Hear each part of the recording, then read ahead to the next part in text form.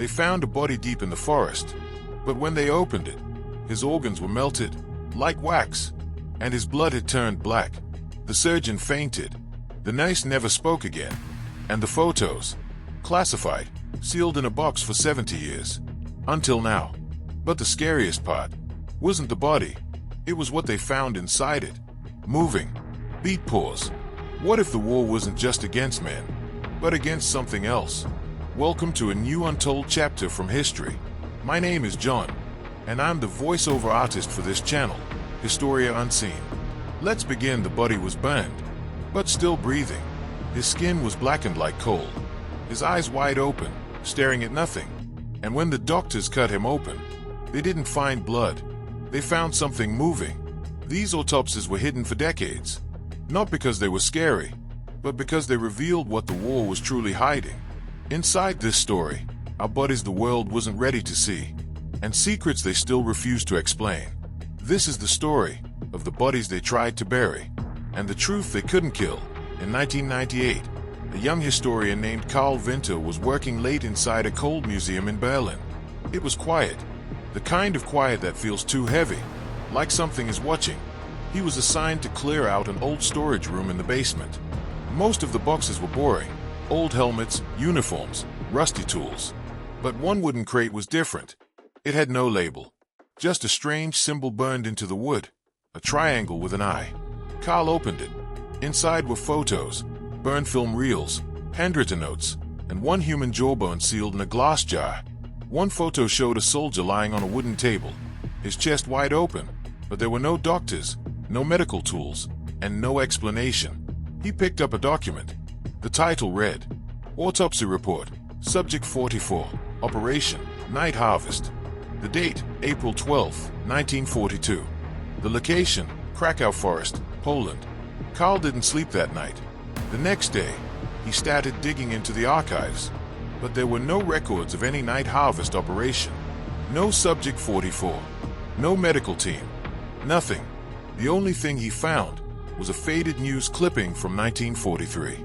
Local villagers report ghost sightings near old medical camp, area closed by military. That's when Karl realized this was no ordinary story. This was buried on purpose. So let's go back to 1942, to the moment when it all began. The winter of 1942 was harsh. Snow fell like ash in the forests of occupied Poland. But in one small clearing deep in the woods, a secret Soviet field camp had been built. They weren't treating wounded soldiers. They were doing something else. Inside one of the tents, a man lay dead on a table. His name was never recorded. Only a number, Subject 44. Captain Ivan Grekov, a military doctor, was ordered to perform an emergency autopsy. No questions. No delay. The body was strange. No wounds. No billets. But the face frozen in terror. His skin was pale, but something was moving just beneath the surface. Like worms, but faster. They opened the chest cavity and found nothing inside. No heart. No lungs. Just a black, sticky liquid that steamed in the cold air. One nurse screamed. She was never seen again. Captain Ivan wrote in his report, "The body is not human, at least, not anymore." Something changed him. He sealed the report in a box and ordered the body to be burned. But burning didn't help. The body screamed when the fire touched it. Not loudly, but like a whisper that echoed through the trees. Soldiers dropped their weapons and ran. Only 2 men stayed to finish the job. Only one survived. Back in the museum, Karl found the last photo in the file. It was taken hours before the autopsy. It showed Subject 44 standing, alive, and smiling in a group of soldiers. But there was something strange in the photo. Behind the trees, barely visible, was a figure with no face, wearing a long coat. He checked the back of the photo. No names, no notes, just one line, written in red ink. They come during the silence. Karl now knew. These were not just autopsies. They were warnings, and someone went to great lengths to keep them buried. But the real horror wasn't what was done to the bodies. It was what the bodies were becoming. The year is 1942. Somewhere near the Krakow forest, Soviet soldiers had set up a temporary camp. They were told to wait for supplies, but no one ever came. Days turned into weeks, and then the screaming began. At first, it was only at night. Low, and distant. Like a dying animal, but with words. Private Dmitry Ilov was the first to hear it. He told his commander, "The trees are alive. They whisper when I sleep." The commander laughed. 2 nights later, Dmitry vanished from his tent. His bed was still warm. His boots were by the door, but his rifle was found 20 meters away, bent in half. The next day, a search party was sent into the forest. They followed the sound, low and strange, like breathing. They never returned. Only one man crawled back, with no eyes. He was alive, but could not speak. His body was covered in bite marks, human, but twisted. Wider jaws, longer teeth. The Soviet High Command sent a small team of scientists to investigate. Leading them was Dr. Helena Petrovna, a neurologist who had seen strange cases during the Winter War. She believed this forest was infected by something, not a virus, but a signal. The soil had no worms. No birds flew over the trees. And the ground was warm, in the middle of winter. The locals called the area Kazyklas, the Screaming Forest. They warned, "Don't go past the 6th tree line. That's where the sky stops watching." Dr. Helena didn't listen. One night, her team heard heavy footsteps, but there was no one outside. The tent flaps moved on their own. Their radio picked up a voice that said only one word: "Dig." They followed the signal. In the snow, they found a trapdoor. It led to an underground bunker. Inside were 12 bodies, all standing, all dead, eyes wide open, mouths stitched shut. On the wall was written in blood, "We failed to stop it." Dr. Helena opened one of the corpses. No blood, no heart, just tree roots growing inside the body, wrapped around bones, like they were being fed. She screamed, "The forest is feeding on us." That night, the screaming came closer. The trees bent toward the tents, and one by one, the team disappeared. Not taken, absorbed. The last footage recovered showed Dr. Helena running through the woods. She looked into the camera and said, "Don't let them breathe the air, it's alive." Then, static. Back in 1998, Carl Winter finds the original recording. He plays the tape. Suddenly, the room becomes cold. The lights flicker, and he hears, whispering behind him. He turns. No one's there. He rewinds the tape, and this time, he hears a second voice in the background. A child's voice, saying, "It's inside him now." Carl realizes that the Screaming Forest wasn't just a location. It was a warning. The men who entered didn't die. They changed. And maybe something came back with them. After the terrifying reports from the Screaming Forest, Soviet leadership declared all further investigation into unnatural deaths classified. But something had already leaked. A German informant had sent photos of Subject 44's autopsy to Berlin. And it didn't take long before both sides of the war wanted answers. The Nazis called it Das Erwachen, the awakening. They believed these strange autopsies were connected to a power older than man. The Soviets called it Operation Silence. Their goal was simple: destroy all evidence, kill anyone who asked questions, and control what could not be explained. The story now shifts to Captain Frederick Weiss, an SS intelligence officer. He had seen one of the black and white photos. The soldier on the table had no bones inside, just something that looked like a tree root, wrapped around a metal object. Frederick became obsessed. He was granted secret access to Bunker 12, hidden in the Alps. Inside were hundreds of recovered corpses. But they weren't just lying there. They were standing, strapped to walls, eyes wide open, as if watching. Some had symbols carved into their chests. Some were missing organs, but still had blood flow. One had no face at all, just skin stretched over bone. Frederick interviewed a nurse who survived the Screaming Forest. She whispered, "They don't want to die. They are not dead. They are just pretending." Later that night, she slit her own throat. Meanwhile, in the Soviet camp, documents were being rewritten. Every death caused by unknown forces was changed to sniper shot or explosion.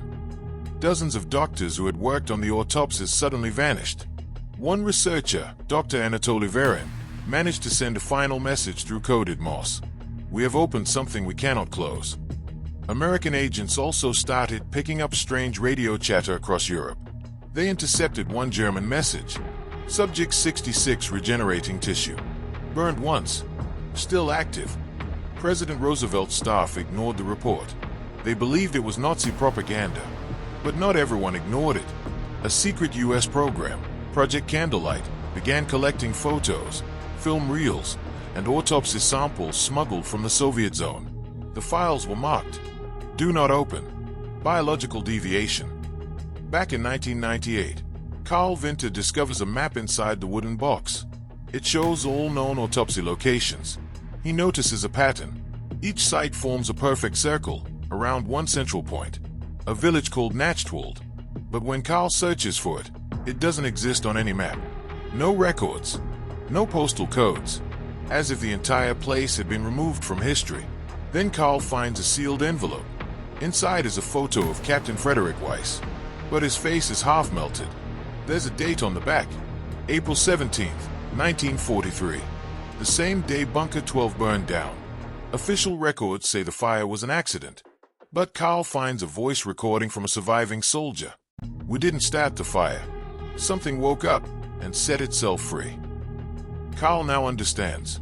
Operation Silence wasn't just to hide the past. It was a war to control a new kind of life. Something intelligent. Something buried beneath our history, waiting to be born again. The fire at Bunker 12 was supposed to erase everything. But one body didn't burn. They called him Erich Müller, a German infantryman reported dead during the Polish offensive. He had been declared KIA, buried in a shallow grave, and forgotten. But 3 days later, a Soviet patrol spotted a man standing still in the snow, naked, watching them. When they got closer, they saw his dog tags. It was Erich. His body was pale, bloated, and bruised. His eyes didn't blink. He didn't speak. Until they tried to touch him. He said, "I remember everything, even the baning." Erich was rushed to an underground hospital. Doctors ran tests. His body had no pulse, but his brain was active. His organs showed no signs of life, but he was conscious. They called him a medical mystery, but one nurse called him something else. A hollow shell with someone else's shadow inside. Dr. Helena Petrovna, the same scientist from the Screaming Forest, was brought in to examine Erich. She recorded in her log, "This is no longer a man.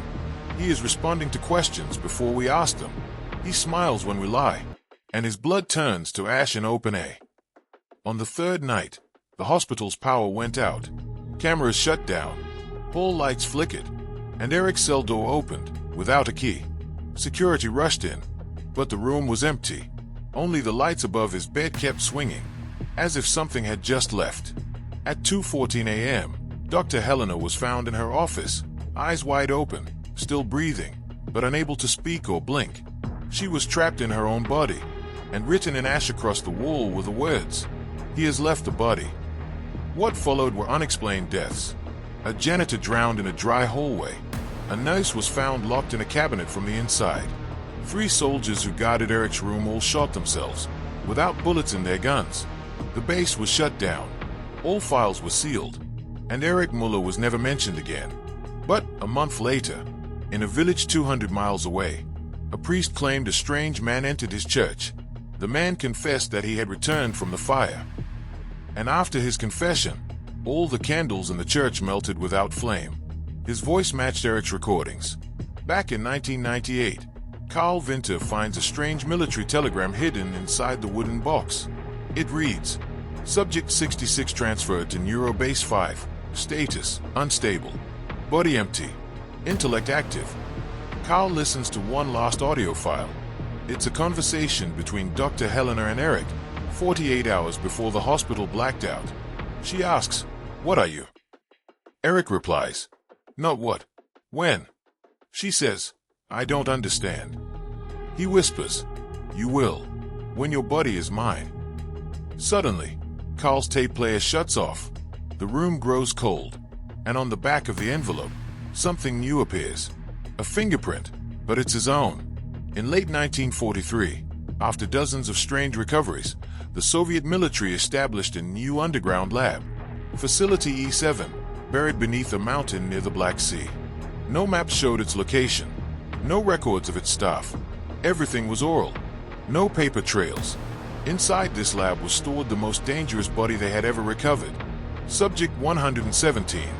He was not found on a battlefield, but inside a collapsed mine, standing straight, with no heartbeat for 6 days. Miners said they heard voices before they found him, but no one could agree on what was said. They called in a full medical team. The goal: perform a full autopsy, record everything, and destroy the evidence after. The lead surgeon, Dr. Alexei Romanov, had seen war wounds. He had seen radiation damage. He had even dissected burned corpses. But nothing prepared him for this. The room was cold. 5 assistants stood by. 2 soldiers armed with flamethrowers waited at the back. The camera began rolling. The body didn't move until the first incision. The knife broke, so they tried another, and that one bent. They finally cut open the chest, and black mist poured out, thick, oily, and humming. The camera shook. The audio popped. One assistant vomited and collapsed. Inside the chest, instead of lungs, there were small moving sacs, pulsing like heartbeats, but not in rhythm. Each pulse made the lights flicker. Then, the mouth opened on its own, and the corpse spoke. "I remember your faces." One soldier panicked and fired. The billet passed through the air and hit the wall, but the body was untouched. Dr. Romanov dropped his scalpel and began chanting something in a strange language. He had never spoken it before. His assistant tried to stop him, but he bit off her ear and kept chanting. The footage cut to static. The next day, military officials recovered the camera. Everyone in the room was dead, except for Dr. Romanov, who was still breathing, still chanting, with both his eyes burned black. The tape was reviewed once, then classified as to be destroyed. But one junior officer made a copy. That copy ended up in the same box Carl Winter opened. 55 years later, when Carl plays the video, he watches in silence. The voice of Subject 117 says again, "You are the ones who opened the door. Now we are awake." Then the screen cuts to white, and an image flashes for 1 second. A map, with 7 marked points, all former war zones. Each point matches a past autopsy event. Carl circles one in red, Nachtwald, the village that doesn't exist on any map, but keeps returning in every document. Suddenly, Carl's computer freezes. The lights flicker. His tape player plays by itself, and the voice says, "You found the key. Now come find the lock." Carl realizes this isn't just about war. It's about what the war uncovered. These bodies were not just killed. They were used as containers, and someone, or something, was trying to be born through them. Her name was Ilse Brandt, a military nurse stationed at a hidden medical camp near Austria's southern border. She was only 24 when she was assigned to Ward 6, a special autopsy zone for non-standard recoveries. She quickly learned that nothing in Ward 6 was normal. Bodies that bled smoke, not blood. Eyes that moved after death. Hearts that still pulsed when removed. Ilse wasn't a scientist. She just followed orders. But something inside her changed the day she helped wash Subject 31. He looked like a young soldier, but his chest was covered in symbols, carved deep into the skin, and still leaking black fluid. When she touched his hand, he gripped her back. She screamed. They told her she imagined it, but she knew the truth. He wasn't dead. Ilse started keeping a secret journal. Each day, she wrote what she saw, and each night, she copied reports and photos. She knew someone had to remember, because the officials were erasing everything. She watched as entire patient files were thrown into furnaces. Doctors were reassigned and never seen again. Soldiers who questioned anything were shot for desertion. Ilse wrote, "They are not protecting us from the dead. They are protecting the dead from being exposed." One night, Ilse followed 2 officers into a cold storage room. They pulled out 3 small children, all dead, but smiling. One had no eyes, only stitched skin. Another had teeth growing from the stomach. The third opened his mouth and whispered something in German that she couldn't forget. "Mother is watching." Ilse stole one final thing, a film reel marked "Do Not Develop" Nachtwald case. She placed it inside a coffin, behind a fake wall inside the morgue. Then she disappeared the next morning. Official reports said Nurse Brandt was mentally unfit, presumed dead. But years later, someone found her journal, pages hidden inside a hollow Bible. And the final line read, "If anyone reads this, dig up the dead, but don't expect them to stay still." Back in 1998, Carl Winter finds that exact reel inside the box. He also finds a key, with a name etched in rust, Nachtwald. He follows the clues to a forgotten cemetery on the edge of East Germany. There is no town, no road signs, only a rusted gate and a stone wall that reads, "For the nameless who will not rest." Inside, he finds a coffin, still warm to the touch. He opens it. Inside is the reel. He plays the film. It shows a man lying on an operating table. The surgeon is not speaking, only staring. The camera zooms in. Inside the man's chest cavity, something breathes. It looks like a black rose, opening and closing. And then, it turns and looks at the camera. The screen cuts to static, but a faint voice is heard. "You watched. Now you belong." Carl turns off the reel, but behind him, the S shifts. His shadow begins moving on its own. Carl realizes Ilse didn't just hide the truth. She gave him the final piece. And now, it's waking up. Carl Winter stood frozen. The film reel had ended. The voice had stopped, but the chill in the air stayed. He had watched dozens of forbidden autopsies. He had followed the trail through forgotten bunkers, hidden labs, and cursed graves. But now, it wasn't just history anymore. It was inside his life. He looked down at the last file in the wooden box. No name, just a stamped label. "Final specimen, do not document." Inside was a photo. It showed a body on a steel table. But something was wrong. The man in the photo was Carl. Same hair, same face, same scar above the eyebrow. But the photo was dated March 17th, 1943. 55 years before he was born. He flipped to the next page. A transcript of a voice recording. Scientist. Subject shows recursive identity. Recognizes all observers. Soldier. What do you mean? Scientist. It reflects. It becomes them. Suddenly, Carl's lights went out. His TV turned on, by itself, and a new reel began playing on the screen. He hadn't inserted it. It showed a cold autopsy room. The camera zoomed in, and Carl was lying on the table. His chest was open, but there was no blood, no organs, only a reel playing inside his ribcage. And from the speaker came a soft whisper. "You were always part of the story." He stumbled back, tried to run, but the hallway of his apartment seemed longer, as if stretched. The lights flickered red. The windows showed snow. Though it was summer, he opened the door to escape and found himself standing in front of a wooden sign. "Welcome to Nachtwald." He turned around, but his door was gone. In the distance, a bell rang, low and slow, the same sound heard in every old film. He walked forward, his breath fogging the air, and came upon a stone table. On it lay a body, covered in white cloth. He lifted it and saw his own face, with one eye missing. Then the body whispered, "You're the final piece, Carl. Now we begin again." The forest behind him began to glow.